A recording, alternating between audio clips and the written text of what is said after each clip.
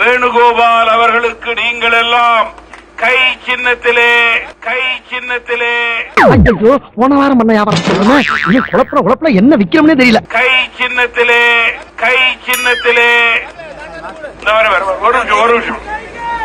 ஒரு நிமிஷம் இருங்க. கையை நவுத்தீங்க என்ன சமாளிச்சுட்டாராமா? கையை நவுத்தீங்க என்ன கையை நவுத்தீங்க நீங்களும் உங்க கையை நவுத்துங்க. என்னென்ன சொல்றான் பாருங்க. கம்பி கட்டுற கதையெல்லாம் எடுத்து போடுறாங்க. ஒரு பஞ்சாயத்தடா முடிச்சு வச்சு பாரு. நமக்காக அம்பட்டு போலும் புள்ள குட்டியோட வெயில்ல காத்து கிடக்குறாங்களே.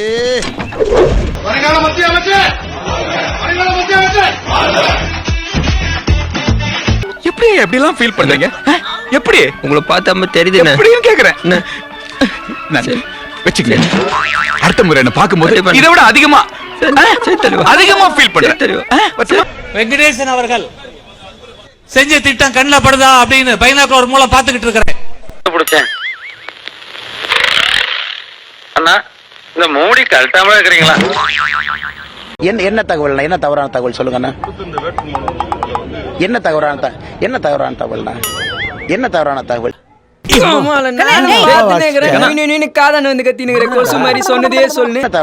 சொத்து விவரங்கள் அதுல இருக்கு. என் மேல மாநில கட்சி திராவிட முன்னேற்ற கழகம் ஆட்சியில என் மேல் பதிவு செய்யப்பட்ட எஃப்ஐஆர் அதுல இருக்கு. உன்னையெல்லாம் நான் மனுஷனாவே மதிக்கிறதுலடா, மயில்கல் ரேஞ்சுக்கு தான் மதிக்கிறேன். தவறான தகவல் எது இருக்குண்ணா? நீங்க என்ன தவறான தகவல் சொல்லுங்க. உங்க வீட்டு வாடகை கொடுத்து பேசுறீங்க, அதே மாதிரி உங்க நண்பர்கள் தான் ஹெல்ப் பண்றாங்க பேசுறீங்க. ஆனா இப்ப சொத்து கணக்கு பல கோடி காட்டிருக்கீங்க. குண்டு பைப்ல எப்படி கோர்த்து விடுது பாரு. கடந்த தேர்தலை விட 100 மடங்கு 117 மடங்கு. இல்ல தலைவா ஒரு நிமிஷம். இப்ப உருட்டுறம்பா. கடந்த தேர்தலை வர என்னுடைய சொத்தனா இதான் ஜேர்னலிஸ்ட் பிரச்சனை. என்னன்னா நீங்க படிக்கிறதே இல்லைன்னா வாட்ஸ்அப் ஃபார்வர்டை மட்டும் பாக்குறீங்க. சாரு அவர் பெரிய சாருங்க. சார பத்தி சொல்றதுன்னா ஒரு பெரிய புக்கே போடலாங்க. இத சொன்னோன்னு உங்களுக்கு மூஞ்சில காரி துப்புறான்னு தோணலாம் போல இருக்கு. வேணாங்கப்பா விட்டுருங்க. அண்ணன் அண்ணாமலை அவர்களோட வேட்புமனுல சில பிரச்சனைகள் எல்லாம் இருந்துச்சுங்க, குறைபாடுகள். 20,000 புத்தகம் படிச்சேன்னு சொன்ன ஆளுதான் இன்னைக்கு எலெக்ஷன் ஃபார்ம் ஃபில்அப் பண்ண தெரியாம ஒரு நிக்கிறாப்ல. என்னத்தையா படிச்ச நீ? 20,000 புக் என்ன படிச்ச நீ? ஒரு எலெக்ஷன் ஃபார்ம் உனக்கு ஃபில்அப் பண்ண தெரியல. நீ தமிழ்நாட்டுல பிஜேபி தலைவரா இருக்கனா உனக்கு கீழ இருக்கிறவங்க எந்த லட்சணத்துல இருப்பாங்கன்னு நான் பார்க்க முடியும். போலீஸ் வெளியே சொல்லாதீங்க. அதுவும் நீங்க பெரிய அதிகாரி சொல்லாதீங்க, அசிங்கமா இருக்கு. ஜேர்னலிஸ்ட் பிரச்சனை என்னன்னா நீங்க படிக்கிறதே இல்லைன்னா வாட்ஸ்அப் ஃபார்வர்டை மட்டும் பாக்குறீங்க. முதுகுல ஒரு வண்டி அழுக்க வச்சுட்டு அடுத்த வண்டியா? என்னுடைய சொத்து 117% உயர்ந்திருக்கு. நீங்க காட்டுங்க, அரசியல் விட்டு நிக்க போறேன். ஒரு முடிக்கு ஒரு தடவை நீ செத்து இருந்தாலும் இந்நேரம் எத்தனையோ தடவை செத்துருக்கணும் என்ன? அதனால தயவு செய்து நண்பர்கள் படிக்கணும். வாட்ஸ்அப் ஃபார்வர்ட்ல வர்றத பார்க்க கூடாது. நாம் இங்கே நிற்பது நல்ல அரசியலுக்காக, மாற்றத்துக்கான அரசியல். மறுபடியும் வியாபாரம் பண்ணுவியா? நான் கோயம்புத்தூர்ல பத்திரிகை நண்பர்களை கூப்பிட்டு நான் பேசியிருக்கேன். வாக்குக்கு ₹1 பணம் கொடுக்க மாட்டேன், ஓட்டுக்கு ₹1 கிடையாது. அதை பத்திரிகை நண்பர்கள் சுத்தி வந்து என்னை பாருங்கன்னு சவால் விட்டுருக்கேன். அங்க பாராநாய்.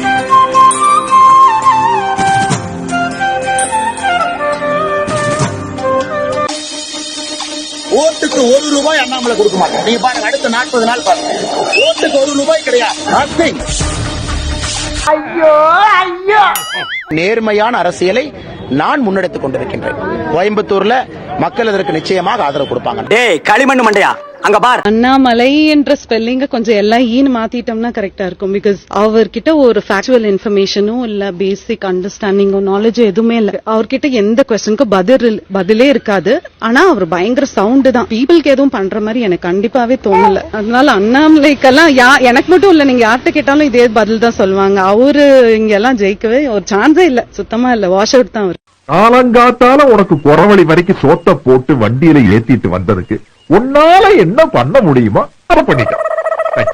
அண்ணாமலை எனும் நான் தேர்தல் ஆணைய விதிமுறைகளை மீறி இந்திய ஜனநாயகத்தை அழித்து அம்பானி அதானி காலனிக்கு பாலிஸ் போடும் மோடியின் காலனிக்கு நான் பாலிஸ் போடுவேன் என்றும், மக்களை சனாதனத்தின் கீழ் அடிமைப்படுத்த என்னால் இயன்ற அனைத்து பொறுக்கித்தனத்தையும் செய்வது மட்டும் அல்லாது பெண்களின் பாதுகாப்பை கேள்விக்குறி ஆக்குவேன் என்றும் ராமர் மீது ஆணையாக உறுதியளிக்கிறேன். நன்றி. இப்படிக்கு தகரப்பெட்டி ஆட்டுக்குட்டி அண்ணாமலை. இந்தாங்க சாமி, இந்தாங்கய்யா. நன்றி. தலைவா நீங்க சாப்பிடுங்க, நான் இல்லைன்னு சொல்றேன். நான் வேகன் அதனால ஆபீஸ் போய் இந்த நெய் இதெல்லாம் சாப்பிட்டுக்கிறேன். வேகன் அதனால தான் வெளியே சாப்பிட்றது.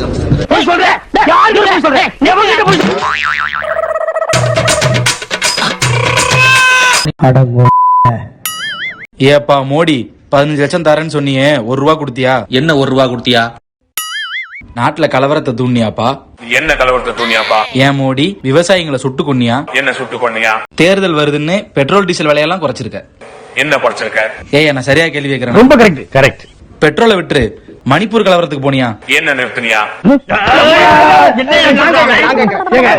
பயங்கரமான கல்லூரி மங்க புரியும்படியா கேப்டா பேசுங்க. மன் கி பாத்னு உருட்டினியாடா? தேர்தல் பத்திரம் மோசடி பண்ணியாடா? பொய் சொன்னியாடா? தொகுதியுடைய பிஜேபி எம்பி கேண்டிடேட் கார்த்திகாயனி ஒரு தேர்தல் அறிக்கையில ஒரு முக்கியமான முதல் வாக்குறுதி கொடுத்திருக்காங்க. அனைவரையும் ஒரு வார காலமாக கண்டிப்பாக எல்லாரும் குழந்தை ராமரை சந்திக்கிறதுக்கான அருள் பெறுவதற்காக அழைத்து செல்லப்பட்டேன். யாரா நீங்களா? என்னடா பண்ணிட்டு இருக்கீங்க? அதாவது நமக்கு எவ்வளவு பிரச்சனை இருக்கு. கல்வியில இருந்து ஒரு வேலை கிடைக்காம படிச்ச பசங்க எல்லாம் ரோடா வேலைக்கு தெரிஞ்சிட்டு இருக்காங்க. ரிசர்வேஷன் பத்தி அவங்க எதுவும் பேசல. ஜாதி மதம் சார்ந்து வன்முறை, குழந்தைங்க மேல பெண்கள் மேல பாலியல் வன்முறை அவ்வளவு நடக்குது. இவ்வளவு பிரச்சனை இருக்கக்கூடிய ஒரு நாட்டுல ஒரு குழந்தைகிட்ட போய் நான் உனக்கு சாக்லேட் வாங்கி தரேன் அப்படிங்கிற மாதிரி நீங்க எல்லாரும் என்ன ஜெயிக்க வச்சீங்கன்னா நான் உங்களை ராமர் கோவிலுக்கு ட்ரிப்பு கூட்டு போறேன் சொல்றாங்க. அப்படின்னா முதல்ல சிதம்பரம் தொகுதி மக்களை பத்தி அவங்க என்ன நினைச்சிட்டு இருக்காங்க? பிஜேபி எப்பயுமே மத அரசியல் பண்ணுவாங்க, திரும்பியும் கோயில வச்சுதான் அரசியல் பண்ணுவாங்க. அது நமக்கு நல்லா தெரிஞ்ச விஷயம் தான். ஆனா தேர்தல் அறிக்கையில கூட அவங்க இதே அரசியல தான் பண்றாங்க. சாமி கும்பிடுறது, கோயிலுக்கு போறது, விபூதி வச்சுக்கிறது, பொட்டு வச்சுக்கிறது, இது எல்லாமே ஒருத்தவங்களோட தனிப்பட்ட ஒரு சாய்ஸ், ஒரு விருப்பம். தேர்தல்ல ஓட்டு கேக்குறீங்கன்னா இது வரைக்கும் என்ன சாதனை பண்ணீங்களோ அதை சொல்லி கேளுங்க. இல்ல இதுக்கப்புறம் இந்த சாதனைகள்லாம் உங்களுக்காக பண்ண போறோம் அப்படின்னா அதை சொல்லி கேளுங்க. ராமர் கோவிலுக்கு டூர் கூட்டிட்டு போறேன் அப்படிங்கறதெல்லாம் ஒரு வாக்குறுதியா, ஒரு சாதனையா? தமிழ்நாட்டு மக்கள் என்னைக்குமே சாதிய அரசியலுக்கும் மத அரசியலுக்கும் நம்ம விழுந்துடக்கூடாது. சாதியையும் மதத்தையும் முன் வச்சு ஓட்டு கேட்க வராங்கல்ல, கண்டிப்பா இந்த எலெக்ஷன்ல புரிஞ்சுக்கணும். அவர் வரும்போது என்னிடம் கேட்டார், அக்கா எவ்வளவு வித்தியாசத்துல வெற்றி பெறுவீர்கள் என்று கேட்டார். நான் சொன்னேன் முதலில் 1 லட்சம் என்று சொன்னேன். தம்பி இங்கே ஏறியவுடன் அது 2-3 லட்சமாக மாறியது என்பதையும் நான் தெரிவித்துக் கொண்டேன். அப்படிக்கப்புறம் அப்பா மோடி சொன்னாண்டா, நான் ஆட்சிக்கு வந்தா ஒவ்வொருத்தன் பேங்க்லயும் 5 லட்சம் போடுவேன்னா நீ போட்டாலுக்கு ஒரிஜினலா போட்டல் தான் அந்த 5 லட்சம் வாய் கொடுத்துட்டு பேசுறான் அண்ணாமலை. கேட்க மாட்டேன் சொல்லுங்க. 400 ரூபாய் வித்து சிலிண்டர் 1025 ரூபா விலை ஏற்றிட்டு பொம்பளைங்க தாரி அடுத்த கட்சி பிஜேபி கட்சி. நீங்க ஒரு கட்சியா? உத்தரப்பிரதேசத்துல ஹோலி பிஜுனாருங்கிற இடத்துல ஹோலி பண்டிகை எதுக்கு கொண்டாடுறது? மகிழ்ச்சியை பகிர்றதுக்கு, வண்ணங்களை பூசுறதுக்கு. ஒரு 10 பரதேசிகள் நிக்கிறாங்க. நடுவுல ஒரு ஹீரோ கொண்டால ஒரு இஸ்லாமிய பையன், அவனோட தங்கச்சி அக்காவான்னு தெரியல, ஒரு பொண்ணு, பின்னாடி அவங்க அம்மா சுத்தி நின்றுகிட்டு அவங்க மேல தண்ணியை ஊத்துறது, பொடிய அவங்க பயந்துகிட்டு இருக்காங்க. நடுங்கிற கையில ஒருத்தன் கம்பு வச்சிருக்கான். அந்த பையன் மூஞ்சில போய் பொடியை தடவுறான். அந்த நடுவுல இருக்க பொம்பளை பிள்ளை அது மனசை வச்சு பாருங்களேங்க. பின்னாடி இருக்க அம்மா என்ன பண்றது தெரியாம தவிக்கிறாங்க.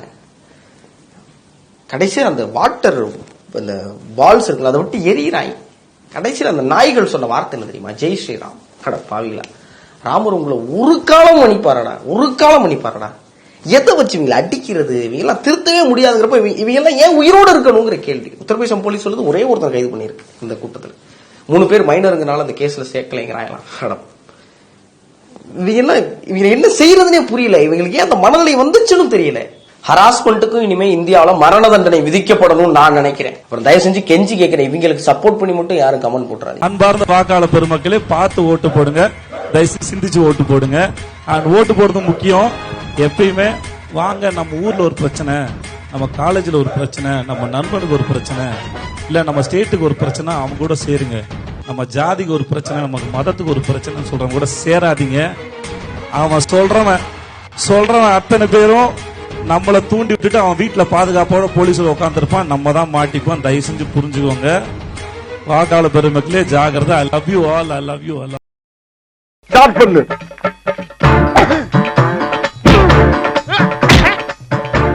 இங்கிட்டு வா. அப்படியா படைக்கலடி மண்டையில மட்டும் அடிச்சிடாத, குலக்கேசல் உள்ள போயிருவேன். சரியா? உங்க வீட்டு பிள்ளையா நினைச்சு எல்லாரும் என்னை மன்னிச்சிருங்க.